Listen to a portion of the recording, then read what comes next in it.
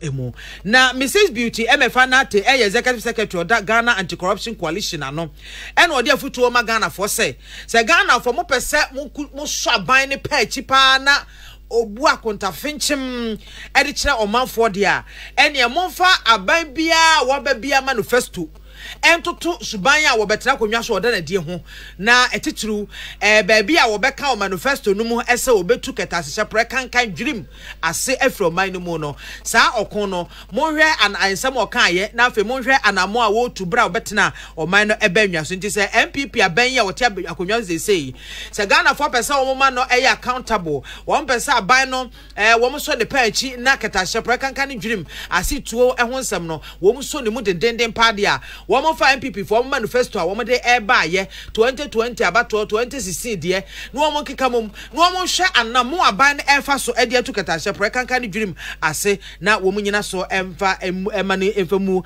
akonta na wasan de aba de Ghana publisher the Democrat yi enim ha say e no che say NDC youth organizer bia owo shai osudoku courage tete eno omche sa prosifo ache no na chia prosifo ache nyina ne se wakoso nkoda bia mienu bia wo munya mfihia edunwotwe ensa se wo mkonkotwero mu din wa abato di ntwira ekoso no emu ene ho nsem ode aba the Ghanaian publisher the Democrat emu ode alankojo chiramaten alan cash na cash for the people job for the boys en woda he kanen so afọ no hwedwa di ni fidunwa ensem so na nsem bia wo mkeka wa ha no se na se asem na twetwe maso kaka na say Alan K anasa Alan Cash ne plan B bi ye ho apantema Alan Cash ya job for the boys cash for the boys and what say ne plan B so afi e race num and the Ghana fo nyina nim sem no the plan B bi aba na sa plan B no and grofo che say o mai hu ntoma plan B ben no plan B ni nyina ne say on CPP green street green no green total support I tell you it be green Nana David tobo Alan Kwajo Chiramatin Alan John Kwajo Chiramatin Alan Cash on Green Street I don't mind the maintenance they said you want to form alliance why Green Street no Green Street in the vote yes na CPP for no way CPP at this time here a third force party.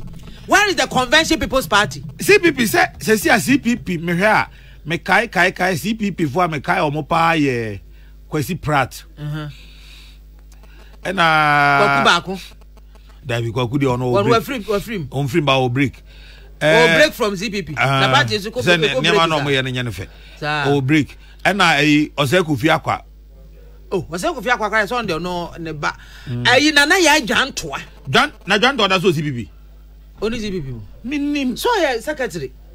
On secretary. Yeah. Nana ya champion Jantwa. I'm telling you. On secretary. Hana boss anyu meko wa yin mazam na bo. Me de Jantwa na tum. Ba fo hana boss anyu na. Enye lumba. Ko wa yin mazam na bo. Me de Jantwa na tum. Enye ono a. Ayu. O de Jantwa na ere. Efrom Paso. You okay? Yes, CPP was a 4. Mankind CPP for Akagana has Kwesi Pratt. And the Nana champion. One more time, man. No preference. Nana Kosia Sapon Kuma. The obey flag bearer some time ago. I want to Hey. Musa Soprano. Dear, no. So a director of communications. Not mine, but almost committee, almost friend. Oh, CPP for committee. Almost director of communication. Almost say, according to CPP's constitution, almost recognize our position. But almost appointed. Okay. And a guy used to say, couldn't walk a summer party. Just say, no.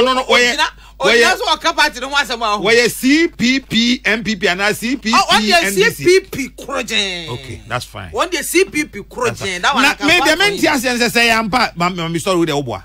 Oh, former minister for.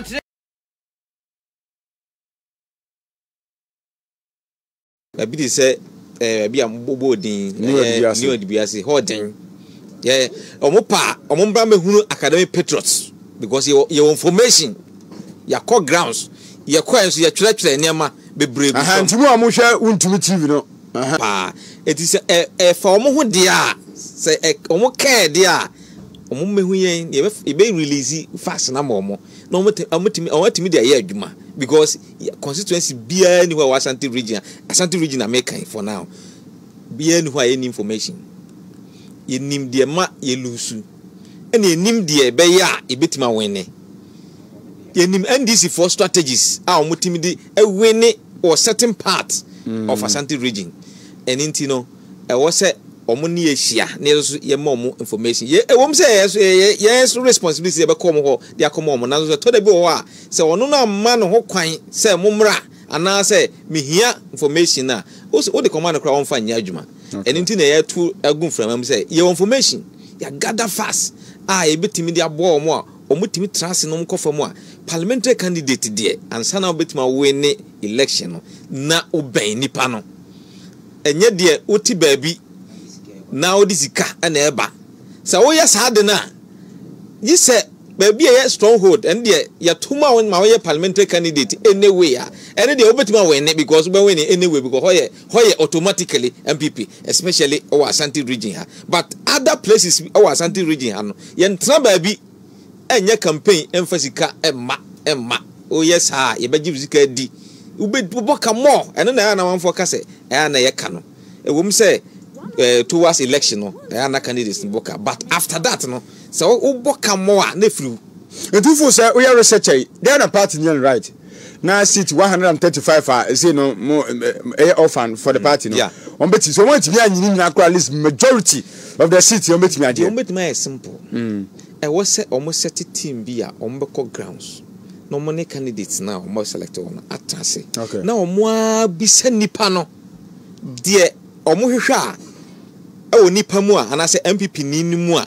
omo to aba ma no de omo hwehwe free aban no generally omo hwehwe free no ho omo ho ama omo to aba ma omo so omo timi ye kakra bi se o search fan plains a omo ne ma kakra bi no omo hwehwe omo network telecommunication network enye papa electricity nkrani bi ase ebi ni ho ko munya bi a enka obenya dokese ama MPP sa de we keke ukoye ne social fan place a ube win seat no but ya hwes ade na ene to udi ye momonya sa connections no network telecommunication MTN Vodafone no mo hwese ombe connected fully na fe some communities omo here electricity omo connect omo kakre ombeji seat no eti ye wo sa nema no omo do mo nkohwe na omo hwe omo rank no mo hu de nye skani ho enti wo de nya ni nyina de wuyi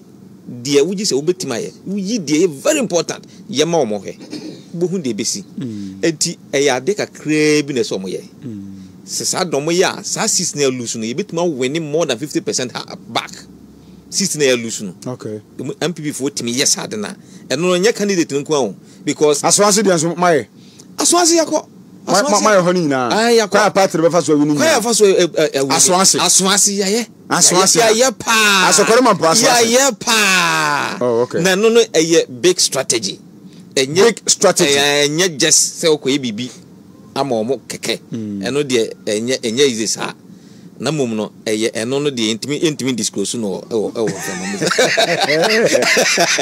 de say yakase ye de a intimi disclose no from payphone nim na so wo se omuhunu kwan a omfa so aye ne ye because NDC for no afio wani pa was ade no enti eno no is all plan ne ye san what my mensu de mi hu ye no aswanse na candidate o ye o kan nyina no hwan candidate eno candidate ye one and ye one but still you a large number of people no mo ya NDC and say no they shouldn't forget okay say who you when you fi sad so a we are a mistake na say NDC for no omo ye sharp no omo ye niema omo be convince omo but say no omo siabu kakra they di omo siabu NDC for siabu say yes okay. Say yi Dr. Baumia say yi Dr. Baumia man be candidate presidential candidate almost in a book about half and in your candidate we are stronger honestly nipa no donwa is likely to fall address it dumase with the waudium address it dumase strategically